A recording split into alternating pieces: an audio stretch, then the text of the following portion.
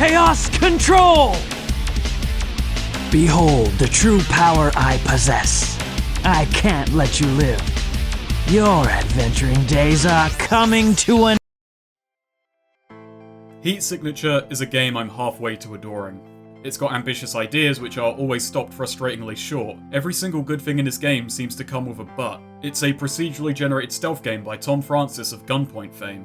Procedurally generated stealth already reads like a tricky prospect, at least to me. You take procedurally generated missions aboard procedurally generated ships, which are carried out by procedurally generated characters, in an effort to liberate a procedurally generated system. It's also an action game. You have the tools and abilities to be absolutely lethal, while remaining incredibly vulnerable. You're capable of taking out entire rooms of foes by yourself in a heartbeat, or falling to one well-placed shot. It's a game where you can make each and every action very deliberate. You're backed up by powerful stealth and combat gadgets utilised to carry out daring capers with permadeath and other little roguelike flourishes. But it also proudly advertises that it's a game which is at its best when you have slipped up, been caught, and are now improvising in panic mode. This is an awkward thing to suggest, even as it turns out to be true. To tell the player that the game gets better after you make an honest mistake and are recovering from it. Heat Signature puts this forward while also being a game that breeds utter complacency and doesn't exactly penalise caution or push you away from it. This is why writing about Heat Signature is a bugger of a prospect. It captures that last positive very rarely, but the few times it does, it is a genuine burst of excitement and spontaneity. I've pulled stunts that made me feel clever, that felt like my wit had pulled me back from the brink of defeat, but it disappears back into routine so fast. And there are myriad reasons for this. I'm going to state, again, that I do at least like Heat Signature. As I said, I'm halfway to adoring it, but this video is going to be very harsh on it. It's got what I feel are a lot of flaws holding back a title I otherwise had some fun with, between a fair bit of drudgery. The game opens by raising a very good question. Why do spaceships have such fragile windows? We're in the shoes of Seda Fiasco, and her last job isn't exactly going to plan. Jettisoned into space following a deal gone wrong, but she isn't one to leave empty-handed. She gets back in her pod and docks back on the ship, and we're ran through a brief tutorial to teach us how to move, attack, teleport dropped objects to our person, and that creating noise is a viable tactic. Seda uses all of this to dispatch the crew, take the helm of the ship, and then use it to liberate Cold Rock Haven. It's there that Seda runs into Breaker Gemini. He's excited that with this station liberated, others will want to follow. You see, this cluster of space is dominated by 4 factions: the teleporting glitchers, non-lethal but torturous off-world security, the brutal businessmen of Sovereign, and the mechanically oriented Foundry, of which Breaker used to be a member. These 4 factions are locked in an endless war for the acid in this sector, acid acting as the currency. Breaker wishes to use this station as a staging ground to start a revolution built on secrecy and sabotage, fighting a guerrilla war. Seda, meanwhile, wants to retire, and well, Breaker isn't exactly changing her mind. So she'll sit, drink, and for the right price, she'll use her connections to help out where she can. And that is pretty much all the motivation for the next 18 hours of breaking and entering. As Seda steps down, there are 4 people at the bar ready to start the revolution. Before we get into the nitty-gritty, let's go over the gameplay loop of Heat Signature, along with its ultimate goal. First off, look at everyone at the bar. Who brought the best presents? Pick them, pick a mission. The people in the mission will be the recipients of said presents. Clearing the mission pays out acid to spend on new goods and fills up the liberation meter. Once the liberation meter is filled, you can liberate a station. This acts both as victory progress and as a tech tree. Once you have liberated enough stations from any one faction, a finale mission to hijack a siege ship and send it crashing into their headquarters is unlocked. Do this to each of the 4 factions, and you win. The first few liberations, in addition to their tech, will unlock new clauses for missions. These restrict you from certain behaviours, or add a certain caveat while increasing the payout. These range from simple tasks, such as Enigma, where you can leave no witnesses. Which doesn't mean you can't be spotted, it just means those people aren't allowed to stick around. And then there are things such as Ghost at the upper end, where you can't raise an alarm, be spotted, or harm a single member of the crew. Fairly early on, you also unlock Audacious and Mistake, the upper 2 difficulties of jobs you can take, which can also merge with clauses. Most every new clause is unlocked within the first couple of hours of play, and most just sort of combo with older ones. Ghost is a mixture of about 3 other independent clauses. And now, let's go back to the beginning of this loop and explore in further detail. Everyone at the bar is brought in some starting gear, a hit of acid, not the fun kind, and a personal mission. You can have up to 4 characters in rotation at any one time, each with individually tracked stats and a personal inventory. When I say stats, I mean number statistics. Characters don't differentiate in ability in any such way. In my first few generations with this game, I did try and use the starting gear, personal missions, and the fact that stats are tracked on a per character basis as a launching pad to roleplay these characters. Well, roleplay insofar as make a playstyle for them. Komei Waybright came with a gun, a wrench, and a kidnapped wife by the name of Taisha, who we'll learn plenty about later. His simple tools and the fact he came packing led to me playing him as a brutal and direct combatant. He eschewed gadgets and stealth for more firepower. In his career, he racked up several hundred kills and left one living witness, the poor sods. Meanwhile, Tranked Sycamore came with a short blade, a recharging invisibility shield, and their own kidnapped spouse. So I took her as a stealth-oriented thief. She was far less lethal than Komei, but would spill blood if pushed. Lastly, Nitro Meridian brought a concussion gun, a knife, and a need to arrest the off-world security officer who tortured their son. So I took them as a defected off-world security officer, totally opposed to murder. I dropped that knife as soon as possible. They were more gadget and non-lethal force oriented. And on that note, pacifism is no more or less difficult than lethality. Each weapon made to kill has a direct equivalent made to incapacitate, save for the short blade. With concussive being a tag that just changes what a weapon does upon landing a hit. A KO'd guard and a dead guard really isn't that different aside from statistics, they won't wake up.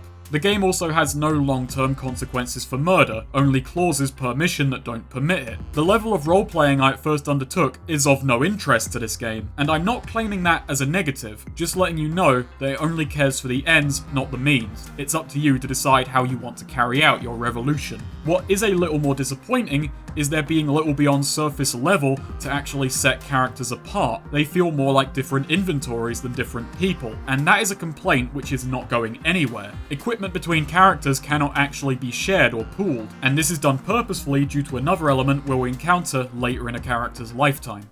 You drag one of those inventories from their drinks and head on over to the mission select. A random assortment of jobs are sent your way, and if none are to your fancy, you can simply go to another station and reset the roster. There are a handful of mission types: assassinations, captures, rescue, theft, and most time-consumingly hijacking, which requires incapacitating the entire crew of the ship. Essentially, this game sees you enter a ship and extract something from it.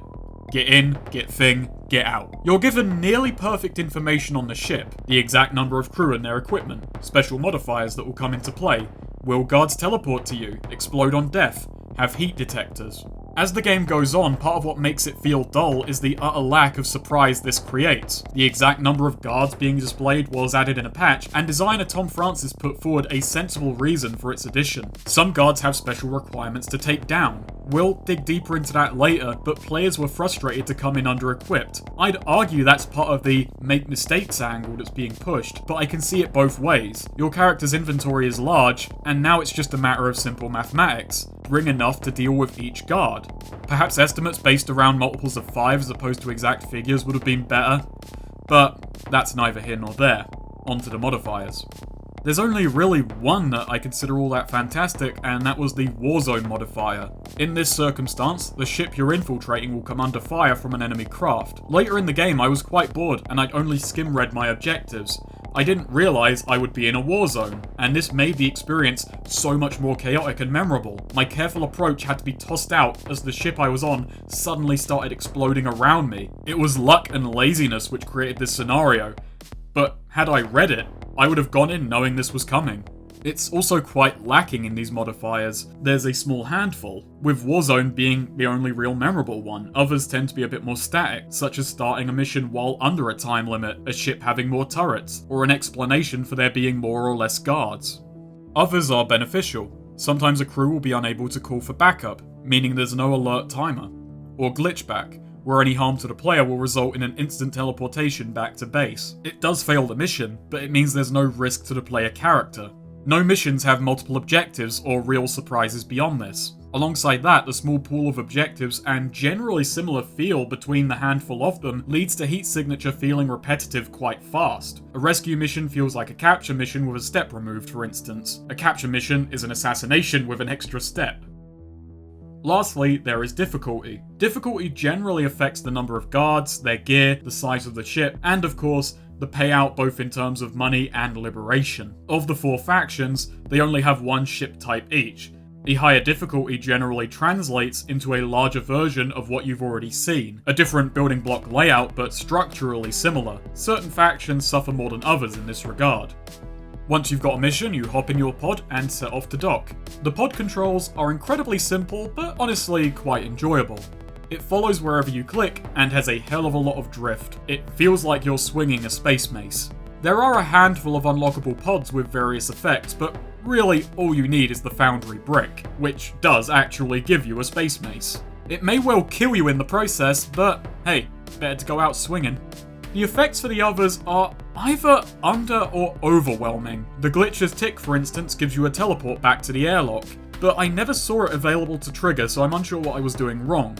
I grew to dislike the Off-World Angel for making it impossible for a character of mine to die. The one I didn't take made it impossible for the pod to be spotted. Yes, there is a light stealth element to the pod, avoiding the beams of light from the ship's windows, which is really easy. Once you get in range of the ship, the pod starts moving in alignment with it, so you don't have to turn or accelerate or keep up with the ship, and it makes docking fairly simple. And the windows are an absolute non-threat due to this. And the fact they're generally placed opposite to the airlock where you'll be coming in means you'll rarely come across them unless you mean to. If you take out the pilot, the windows become a non-threat. It's functionally fine, but there is very little to pod gameplay. It's a nice little in-between, and it can play into your ship-side activities. As a mechanic, it takes up as much space as it needs to. Once on the ship, it's just you, whatever obstacles are aboard, and your objective. What isn't prescribed is how you see fit to make it through. A stealthy gadgeteer, violent aggressor, a total ghost, or a mix of anything in between. Just because you have a gun and your target has a head doesn't quite mean those two have to go together.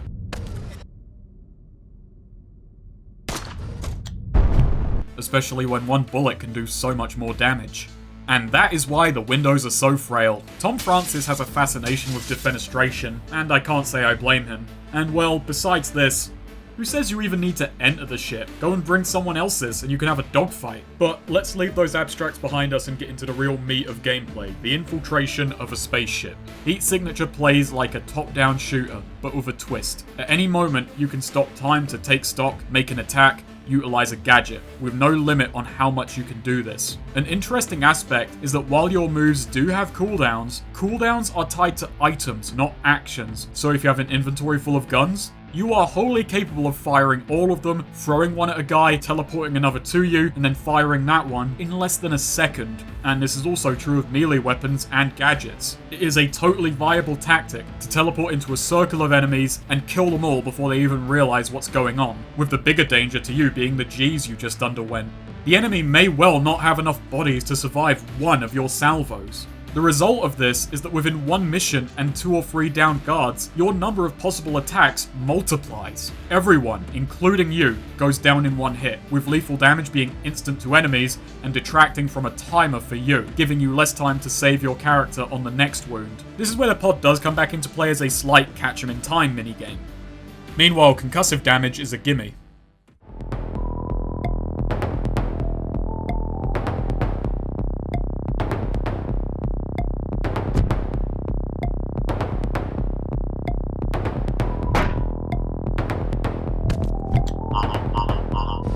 The ships may be procedurally generated, but are template made, and within those templates follow a similar structure. They're made up of building block rooms thrown into a more or less sensible configuration. There are locked doors separated by security level. A guard, or less often a terminal, will contain a key. Your objective is generally placed behind the highest level of security. Some rooms may exist just to house fuel barrels, which can be detonated to destroy the room and jettison adjacent issues. Windows serve a similar, less explosive purpose. Item rooms also come into play. When unlocked, they have a crate containing a goodie. Before you get too far into the tech tree, this will be your usual source of stronger gear. On higher difficulties, turrets will come into play. Fairly easy to avoid, but highly lethal should you stumble into their sightlines. As for the enemies themselves, well, besides the grunts, the ship will have a pilot at one of the many cockpits the ship has. Taking the pilot off the controls will disable the alarm and shut down time limits. You can consider them a bonus objective. It makes the mission far easier if you take them out. Making a mad dash for the pilot or the exit when in an alarm state is one of the more interesting judgment calls that crops up on occasion. Running the maths in your head whether it's worth the risk of sticking around as an alarm reaching zero leads to instant capture of your character. It's noteworthy that other guards won't actually take over the controls should the pilot be incapacitated, nor will a distracted pilot go back to actually piloting the ship. So it's incredibly easy to switch off the time limit. This has the worst effect on the off-world security faction. As they only use concussive weaponry, it means that should their pilot be dealt with, all but Warzone missions become impossible to lose. As for the grunts, each ship will have two types of enemies, split into guards and bosses. Both groups act the same, but obviously guards are more numerous and tend towards weaker gear. How enemies act is one of my least favourite factors of Heat Signature. Their behaviour is dull and predictable to a fault. When they aren't alerted, guards stand in circular clusters. In turn, a random guard will break away to a random nearby terminal for a short time before returning to their cluster. There are no patrolling guards, guards on a circular route, or stationary sentries. There is a reason you have a fast forward button at all times. It's for waiting out these clusters. Most of the time you'll spot the guard with the key and wait on them. When they finally break for the terminal, you'll catch them alone and dispatch them and then hide the body. That's if you're not wiping out the entire cluster one by one, as they do not get wary over their buddies not coming back, operating on a sort of instinctual lemming security philosophy. Their placement can also be incredibly frustrating. If two guards face in the same direction, that means it will never be free to pass through. The game doesn't try to intentionally create a pattern which allows you to cleanly stealth through if you watch their pattern and figure out an opening, as there may well not be one. It does also mean clusters can be placed at vital points of progress, or even just right outside of your pod. Their alert AI isn't much more intelligent, operating on sound and last known location. If you fire a gun, they'll flock to the source of the commotion and sit there indefinitely. If you're spotted, they'll do the same with your last known location. And so playing the Pied Piper is pretty OP. The guards are easy to manipulate and combat. That is indeed, if you can. Describing difficulty in any real terms up to this point has been, well, difficult. Any talk of challenge in Heat Signature needs to come with a clause of its own. Is a mission difficult? If you have the right items and you've taken the minute it takes to learn how they work, then no. If you don't, it can be anywhere from fine to nigh impossible. Let's look at armoured or shielded guards. If you don't have the tools to fight them, armour-piercing weapons and crash gadgets respectively, they can be as good as invulnerable. If you do, they are standard enemies. This is more of an issue for clauses. Pacifism missions can become all but impossible if you don't have enough gadgets to make up for wonky spawning. But that's wonky spawning that may or may not happen. The items in Heat Signature, the gadgets specifically, are its strongest point. They present a number of ways to toy with people and play Puppet Master. They have a lot of little interesting actions and interactions between each other, but they are also a deciding factor in much of what you're capable of at all. To go through them, we have 3 flavours of Teleporter, each with their own strengths and weaknesses. Sidewinders can get you anywhere so long as there is a direct route between those points. Swappers need a person to change places with, and visitors only put you in a spot temporarily, but can get you anywhere within its range. You can also expend 2 uses to get past this, or use a slow motion gadget to extend your visit.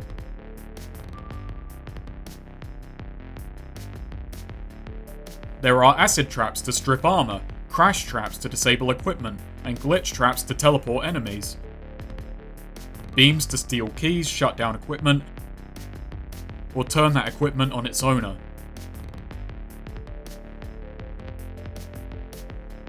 Invisibility and combat shields. And grenade launchers with a wide variety of properties, both in how the grenade is triggered and the effects the grenade has. A tool which allows slowing down the passage of time around you, and obviously a good few firearms. There's also a tag system for items. Some teleporters will have medium, long, or extreme ranges. Weapons may be quickfire, concussive, or silenced, or all 3. Gadgets may be rechargeable, which means their charges will be refilled when you go to a friendly station. I mostly played Audacity and Mistake missions, and that's largely because of the influence items had on the game. Remember when I mentioned that enemies may just block your path? The generation may not leave an opening for you to sneak through, and that's why the items are so powerful. With their limited charges and the similar way missions play out, Heat Signature becomes a puzzle stealth game, particularly at the point you start getting your hands on stealth shields, crash beams, and teleporters. It shifts from a rather slow stealth or action title into a resource management puzzle, about getting through the ship using only what you need, and when a character finally collects the right gear, anything less than the hardest missions become trivial. They simply aren't big enough to threaten what you're carrying. And since missions have so many recurring elements, all of my characters stopped being characters, and they became a mush of every possible item. Tons of teleporters, armor-piercing guns, a stealth shield, stacks of crash and subverter beams, and that role-playing angle becomes a hindrance. The game isn't varied enough to make them feel all that different. You can tackle missions under-equipped, but it requires exploiting the thick-headed AI in the dullest ways. Items just cut out that tedium by replacing it with another. The fact that it's best that everyone becomes an all-capable mush. Then if you get lucky with the mystery crates on a friendly station or happen upon one in an item room, you'll find a self-charging item. The self-charging tag turns any item into a game breaker. As it implies, it refills mid-mission. And that's what made me realize that Heat Signature is dependent on scarcity to be any challenge. It's a puzzle game about getting things done within a limited number of moves, where you set the limit. Self-charging is simply too powerful, especially as with the AI being as slow-witted as it is, you're not likely to be under much threat while you're rebuilding uses. It's all of these little factors which contribute to why I feel Heat Signature falls short a majority of the time. The guards are static and slow-witted, so easy to fool that it makes overcoming them through trickery start feeling hollow. It's cool the first time you space a room full of guards, or lay a perfect mind trap, or make them all shoot each other in a daring gambit, or turn their heat detectors against them. It's how easy it is to create these moments. The AI gives themselves over to your stunts. And I have to step back and admit, that's partly the point. Heat Signature is in part a cool moment simulator. The infinite time stop is to give you all the room you need to construct and plan out these scenarios. The stealth gadgets and tools have subtle drawbacks, but they don't really put a dent in their power. It gives you the powers and tools to make daring stunts easily pulled off. And I have to admit, I am being a bit of a grouch when I say making them this easy does soften their impact for me. The memorable ones came about from adversity, but you have to give yourself over to doing them. It's so rare that they crop up organically. When I talked about near-perfect information on the mission select screen, as familiarity builds, this applies to the AI as well. As said, they are predictable to a fault, and the way they act feels like an uncomfortable middle ground between AI fit for a puzzle, stealth, or action title. They are resistant, yet susceptible to all three. A puzzle demands rules and consistency to be enjoyed. Stealth and action can benefit from it, but just as easily suffer. And in Heat Signature, it leads to things feeling stale.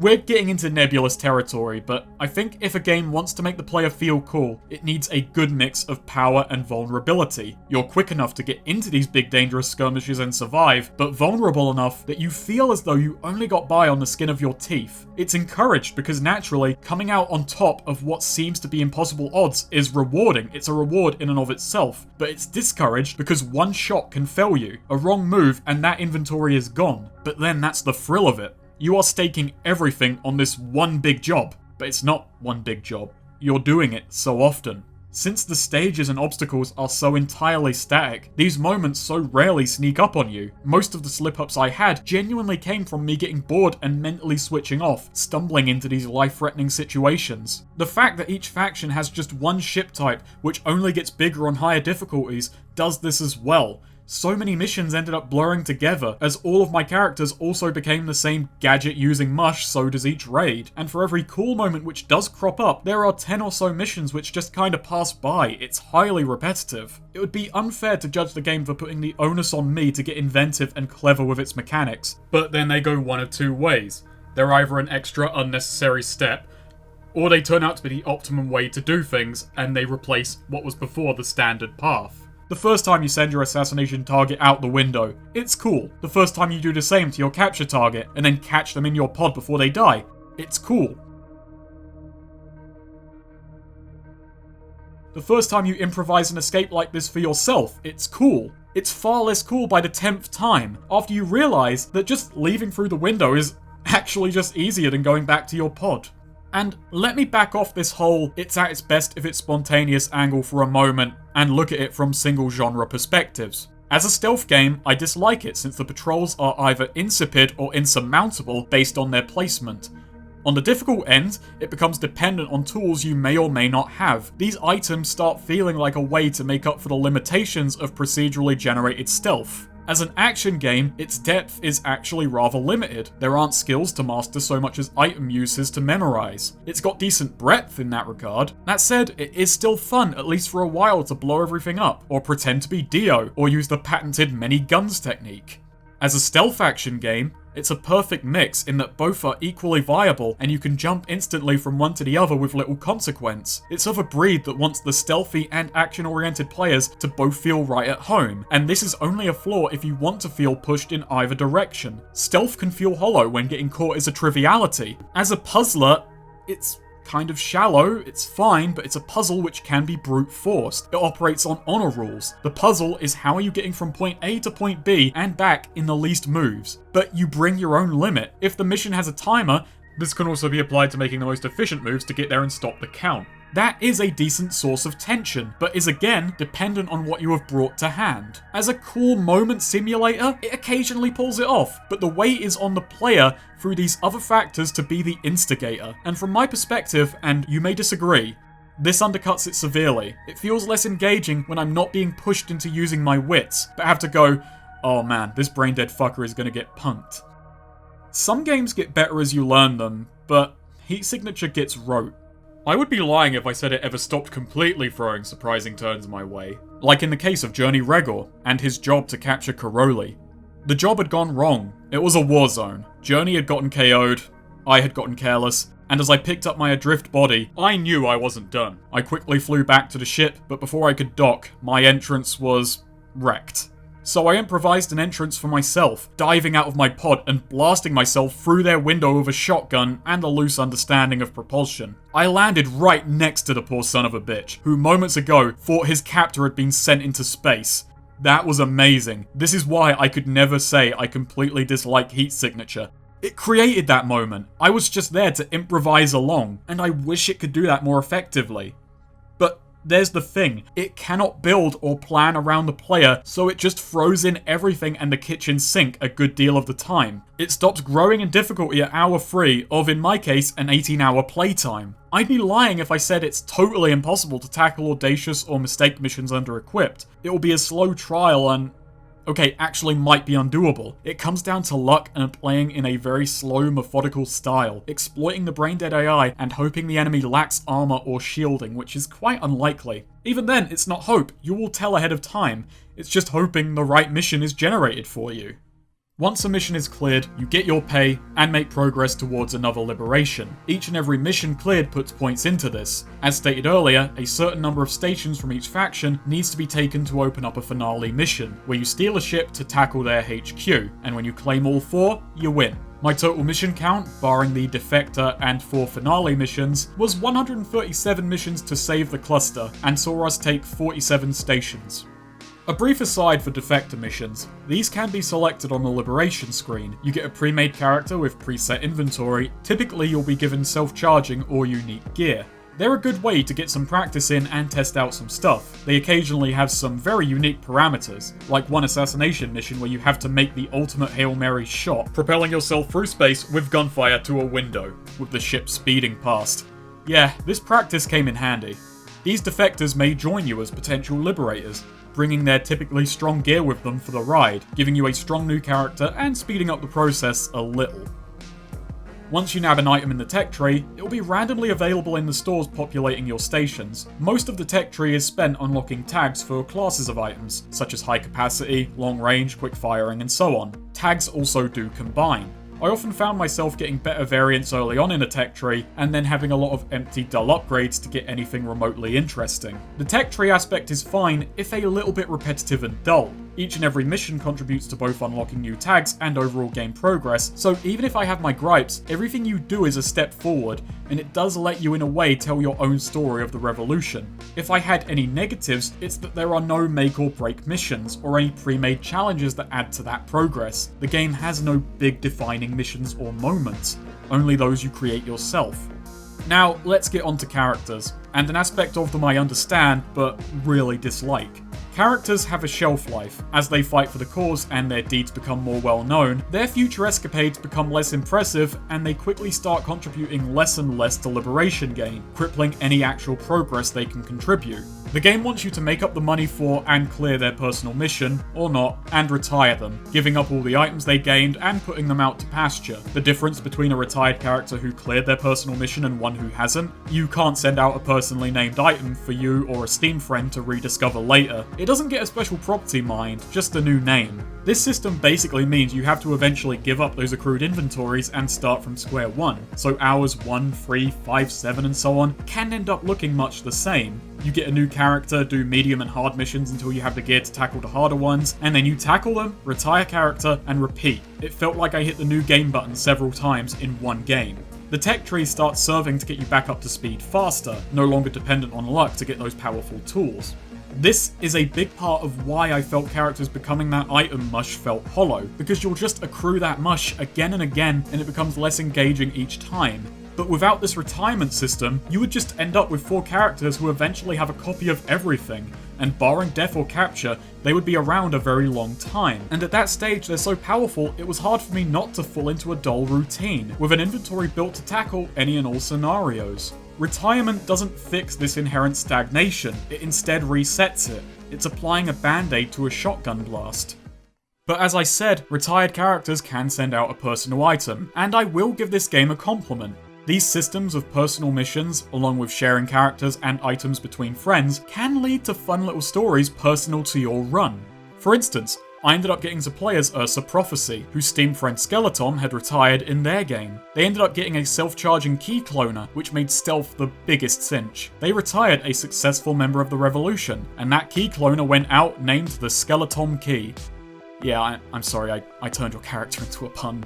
Perhaps the best story that ran through my early game was that of Tehsnakerer Avalant. Her story started with Komei Waybright. He had a mission to rescue her from the glitchers, which he ended up doing in a slow-mo slicing frenzy. She then joined the fight in her retired husband's stead, though she's a bit more profit-oriented. Her personal goal was to pull off a big score and retire, rich enough to never work another day in her life. Quick on her feet and faster with a blade, but it didn't quite keep her out of enemy clutches. She was once again captured in a job gone wrong. Sometime later, in walks Yami Avalant, stepping out of the shadows to rescue her kid. Since this was in my earlier generation of characters still, I had playstyles for this lot. Komei was basically the Punisher. Tehsnakerer had no qualms about getting her hands dirty as a thief, playing aggressive if the situation called for it. Yami too was a thief, but a more consummate professional. With a shield to hand, she crept through any ship put in her path, and she kept blood off her hands, at least until she was within a stone's throw of her kid. Tehsnakerer is rescued, she goes back to her robbing spree, but a lot cooler, less naive, and she makes the big score. The 3 retire, each of them having done their part for the revolution, and having made a bit of acid along the way. While I grew more and more jaded about the systems within Heat Signature as I played, this was a fun little story that was thrown out by game mechanics and left to me to fill in the gaps. Before we wrap up liberating the galaxy slowly but surely, a brief aside to talk about the writing. There isn't a great deal of it, it's not a big part of the game, and its quality is half and half. Funnily enough, the bad half seems to be entirely on the domain of the player. All of the least funny, most aggravating dialogue can come from our lips, while everyone else is a lot more grounded and enjoyable. It's such a small part of the game that I don't consider the revolution being an insufferable hive mind a deal breaker, but the little good bits of dialogue and occasional lore have stuck with me. The description of concussive weapons in particular I adore. The controversy over our concussive weapons is testament to how many of their victims survive to complain. That is a wonderful little bit of writing. It's dry, it's brief, and it gives you a nice little insight into the nature of off-world security, the people who mostly make use of them. Speaking of, once you defeat a faction, you may find one of their members in your stations, and you can learn a little bit more about each of them. Geneva Stonelock, someone whose name pretty much press-ganged them into service, represents OffSec, and she is my favourite for not even humouring my PC's bullshit hypothetical. They are bloodless to a bitter end, but will gladly employ torture for information. I will break all of your fingers if I think one of them is going to pull a trigger. Yeah, I kind of apologize for destroying your faction, like, you're cooler than us. And, you know, I myself am not an advocate of torture, but whoever you're playing as comes off as such a prat in this conversation. I hope someone gives them a swirly because they have it coming. But it does feel too little too late on the lore front. By the time you get any real insight into a faction's headspace, philosophy, or backstory, you're most likely already done with them. I mean, even after their HQ is destroyed, they will still pop up in missions, and you may still want whatever is left on their tech tree. These characters, I feel, should have maybe appeared sooner and gotten more conversation pieces as their faction lost more ground. It makes just as much sense for Geneva to sit in here mid-Conquer as post-Conquer, as she is clearly still loyal to Offworld Security's ideals, and they still clearly exist. But no, she's just hanging out in a bar with several people who may well have stone cold murdered a bunch of them. And well, honestly, Offworld Security gets the best of it. The other faction reps aren't bad, just lesser in detail and flavor. Sovereign gets a conspiracy theory, and some musing on the idea that a business can become so big that people aren't controlling it, but the business and demand is controlling them. You don't really learn a great deal about the glitches besides, oh boy, they love teleporting. I can't even remember Foundry's deal, which is ironic since Breaker Gemini is the one who reps Foundry and we meet him way earlier, but he's more focused on getting the revolution going. There is a sort of irony, and if you've mostly been going with Mistake and Audacity missions, the finales can very well be underwhelming in terms of difficulty, as they are procedurally generated alongside everything else. The objective here is to take out the pilot and send the ship on a collision course with their HQ. That's it. It's an easier version of a hijack mission. You do have to flee the ship afterwards or die in the collision, but that's still a win. The rest of the crew don't catch on to the sudden detour. And so I whittle down 4 empires by pulling B&Es until they lose the public trust. So much of the cluster has become independent, and Seda wants to have a word. Seda reveals that she came to this cluster with the aim of inciting this revolution, crippling the 4 factions, so that her client can swoop in with their fleet and take it with little resistance. And everyone will be reimbursed, relocated, and, well, we don't have a say in what happens next. So we can keep playing, doing missions, and mopping up space stations, or sit back, have a drink, and watch as Seda's client sweeps in across the cluster, reaping the benefits of all of our hard work. It's a bittersweet ending and feels a little bit abrupt. Seda's dialogue in this scene also irks me somewhat. She has one good line, everything else reads like she's just making shit up as she goes along. I was a bit miffed for all of 5 seconds before I actually just stopped caring. And that isn't a positive, oh actually I accept that indifference, that was I just don't give a shit apathy. My apathy overrode any annoyance I may have had. And that wraps up Heat Signature. When I told the tale of Tehsnakerer Avalon, I concluded the game's mechanics throughout a story, and benefited from letting me fill in the gaps. But that's what a lot of Heat Signature can feel like. Where it worked for mental gaps, mechanical gaps are a bit less enticing. A selection of tools with neat little intricacies, but it asks the player to get the most out of them. And it's not a bad philosophy. Cool toys, big ships to infiltrate, plenty of chances for trouble, but it's trouble you. Onus on you will get yourself into and out of. Most would follow up from that with proactively pushing the player towards these interactions, but Heat Signature, I feel, is a bit too static to get the most out of it. The items feel just as much a way to create these fascinating interactions as a cloak for the issues stemming from a procedurally generated stealth game. And overall, the skill ceiling just feels really low. Harder missions don't feel more skillful, just more stuffed. The pace is horrendous, at first front-loaded and then glacial. For the first few hours, you're encountering all this new gear, getting new clauses, and higher difficulties. I saw much of everything the game had to offer 3 hours in, but was far from done. It isn't value for money, it's slow. I'll confess, I likely could have beaten the game faster had I just bum-rushed each faction, but I spread myself around on the tree to get items I figured would be fun. I know it's about the journey, not the destination, but that journey was standing by the roadside and watching the same car pass time and time again until someone else paid for my ride home. And sometimes the car would do a cool drift. I do find it important to approach games on their terms, particularly if you're going to make videos exploring them. Even bringing your own expectations and personality, you need to meet them on even ground at least once. If it's more fun in a way the game doesn't intend, that doesn't make it bad, it just means it missed the mark. I attempted to play Heat Signature in a way that the game suggests is the best experience, but that proposition is a muddy one. I'm belaboring this point, I'm aware, but advertising yourself by saying, raid spaceships, make mistakes, come out on top, is a very strange prospect. And worse still, when it does a poor job pushing you into making those mistakes. So yes, I have been harsh on Heat Signature, so let me close the core text of this video with an odd observation. Most of the games I cover that I feel I have the most fun with are bad games that are fun, whereas Heat Signature is a good game that is very boring. It's polished, functional, as said, halfway to adoring it. But it's a game of half-baked ideas. Some don't work all the way, some get in the way of others. Some are slapdash fixes for bad other ideas. Heat Signature comes across feeling like less than the sum of its parts. When it works as advertised, when that mistake is made and you recover and defy the odds, it's fun. I had moments where I was impressed by what I could get away with, but realised afterwards that, well, with this game fighting back, it's casting pearls before swine.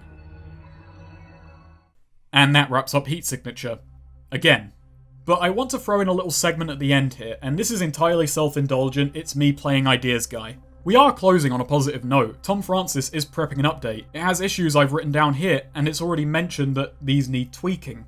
I've pointed out a good few flaws, and I don't think all of them are impossible to fix. I admit that with procedural generation, a few of these may be too much for it, or create bigger issues alongside them, but I promise in this I'm not just going to say, just fix the AI, add 5 more ships per faction. I'm going to try and stick within the framework of the game, not ask for big additions, just changes, and I will explain my reasoning behind each of them. The patterns guards use are incredibly dull. Patrolling guards and static sentries on some doorways could add a bit more variety to the stealth. Guards as they are much too static. Along with this, sometime after guards are alerted, I would have them eventually cool their molten hot beans and return to their initial posts, rather than wait at the last suspicious spot forever. The aim of this is simple. Guards are not only easy to fool, but remain fooled indefinitely. I've noticed that rarely alerted guards will actually go into an active patrol, and this presented a more frenetic, mistake-punishing foe. They are now a rogue element. This behaviour could be a middle ground between an alert dying down and applied to more guards, so they do a sweep before returning to peacetime.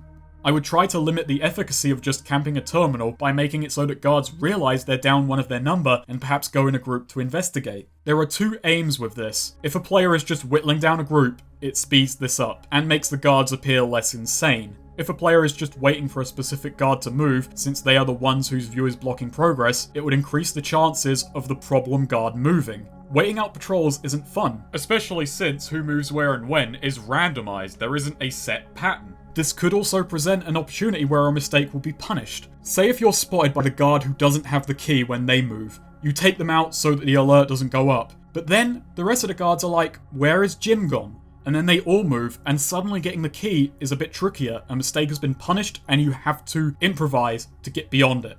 While I'm tweaking enemies, I'd make it so that guards can start piloting the ship should the pilot be incapacitated. As it is, taking out the pilot destroys alerts and time limits. In this case, removing the pilot from play would only buy you time, rather than destroy a large source of conflict for the remainder of the mission. And this benefits an item I didn't even mention in the main body of the video. Breach grenades destroy rooms. They are very risky. Using them poorly can make missions far harder for you, so I eschewed them. But with this change, taking out cockpits could benefit the player, and breach grenades find a new niche.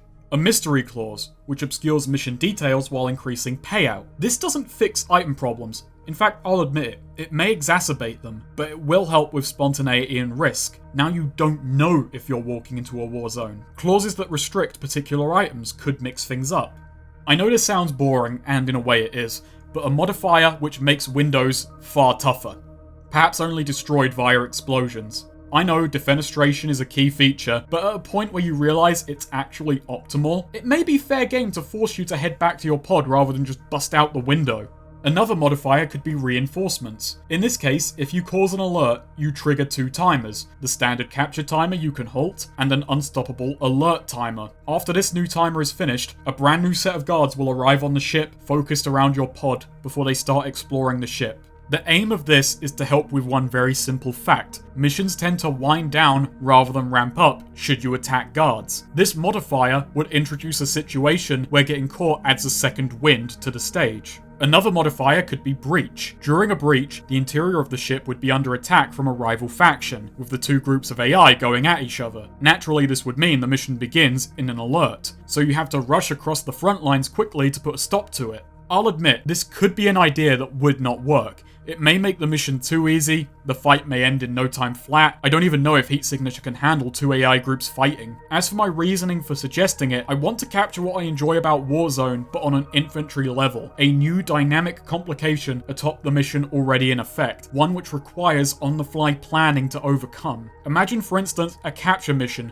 where your target may well be killed before you get to them, so you have to either bum rush through or fight the raiding crew to save your target. Some abilities, such as enemies' equipment allowing them to teleport to an alert, may need to be switched off to stop it from just being an instant slaughter. I'd add an option to toggle between two forms of cooldown: item cooldown as standard and action cooldown. Heat Signature allows you to bind an item to left and right mouse buttons, but as cooldown is on items, switching them out and around means it's more like setting a very temporary hotkey. With action cooldowns, I would treat these two buttons as your actions, so you have a left and right click cooldown. I would make this optional because I understand how item-based cooldowns are a big part of the game's playstyle, and I don't doubt many would prefer it over my action-based cooldown idea. In fact, I doubt I myself would use it, but I would appreciate it as an option to play around with. Action-based cooldowns would enforce a more slow-paced and cautious style. And before you jump on me for suggesting this while also saying this game feels slow, this one isn't aimed to fix that, but to make getting caught and making those mistakes feel more dire, increasing the vulnerability of the player and heightening the tension. After an action is used, you can still swap items, but not use the new one until the cooldown from the previous item runs out. Different items would still have different cooldown rates. This would still lead to some oddities, I admit, like assault rifles being easier to put away than a handgun, but it would also make an assault rifle different from holding 15 pistols. Okay, real talk, actually holding a bunch of handguns is better than assault rifles in Heat Signature. They're easier to fire with. I'd introduce multiple objective missions with greater payouts. This could be two of the same objective or mixed and matched. The aim of this is just to bulk up variety. I can't think of many entirely new objective types that could be added without adding more new content alongside it. The one I've got, and I will be the first to admit it's a limp idea, is Sabotage. This mission type would unlock when you get breach grenades on the tech tree, and it would task the player with infiltrating a ship to destroy a certain room. And that is my little indulgences. An odd end to the video, a segment following the conclusion, but more than most videos I've made, I wanted to put a bit of thought into how I would try to alleviate some of the issues I saw, rather than just explain the ones I have. Would this make me unabashedly love Heat Signature? Probably not. I feel that it's a good game hindered by a lot of unfortunate little flaws. It's a small sandbox which gets repetitive fast. Thanks to each of you for watching. Thanks to those who voted in the B and N poll, and I'm very glad only one person has guessed what B was, and B won in a landslide. I'm actually kind of disappointed someone got it. I thought, no, petty. I'm disappointed one person got it, but they got it. They're both very obscure, so I'm looking forward to those. Please look forward to those. I just broke $200 on Patreon, so as such, a Yakuza 2 video should be up next, which kind of delays me a little bit. I apologize. And it means I'm going to start streaming. We already had a stream the other day. Me and Nuna have started the Sadness trilogy, which is going up on Commentary Comms. It was a very serendipitous bit of timing, so we were already kind of going to do that, and now it lines up perfectly, because now it's serving dual purposes. But if you want to support making these videos and get access to bonus content, you can pledge to my Patreon. My Patreons are Roomba-san, DBZ King 119, Noonam, Sigurd, Charles Nelson, Armin Reddy, Wagman, Alt F4 Games, Samson, Arthur D. Gonzalez Martin, Corrupted, Cages Joel Leonis, Zero, Nick Morrow, Jonathan Gutierrez, Wrights, Elowin, The Tried Piper, Bran, Jonathan Hume, Tom Hughes, Jack Saint, Rafe, Hike Gregorian, I Love OP, a JoJo reference, Cody Droega, Psycho Soda Pop, Stir of the Khajiit, Andreas Huber, Pertwee Odedra, Neoji, Similar Dude, Liam Esker, Sentry Down, Above Up, Hart Corvian, Sinulia, Dylan Stewart, Lyndon Swift, Urasharak, Kyle Ryan, Cypher, Josh King, Tyler Holland, Meme Queen, Evil Bobberino, R. Damos, Lightning Rod, Chatter Estop, Jan Sayworth, Nick Bush, Alex Armyball, Harrison Tucker, Nikolai Yeltsin, Quebec, and Zackwave. Thank you all again so much. I'll see you with Yakuza 2, and soon with B. And you may join me for the Sadness Trilogy.